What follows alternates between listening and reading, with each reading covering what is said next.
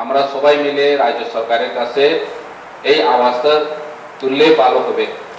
কেননা এডিসি আপনারা সবসময় বলেছি সবকা সাথ সবকা বিকাশ সবকা প্রয়াস।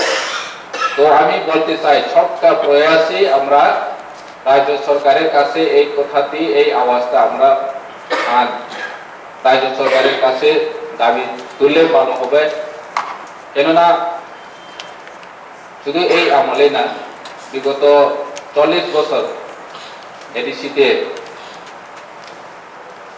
যে অ্যাপ্রুভ বাজেট রয়েছে সেগুলি বছর পর বছর পেন্ডিং হয়ে যায়। তো এগুলো আমরা সবাই মিলে, যেহেতু আমরা এখানে সকলে নির্বাচিত সদস্য, তো জনগণের কাছে আমরা দায়বদ্ধতা আছে, আনসারেবল, আমরা আনসার করতে লাগবো জনগণকে। সেই জন্য আমরা শুধু মাছ মারাতে কেন, এডিসি সমস্ত এলাকায় অর্থ সংকুলনের কারণে টাকার অভাবে আমরা যে জনগণের দাবি দাওয়াগুলি পূরণ করতে পারছি না, তা সত্ত্বেও আমরা যেখানে ইমার্জেন্সি বেসিসে করার দরকার সেখানে করেছি।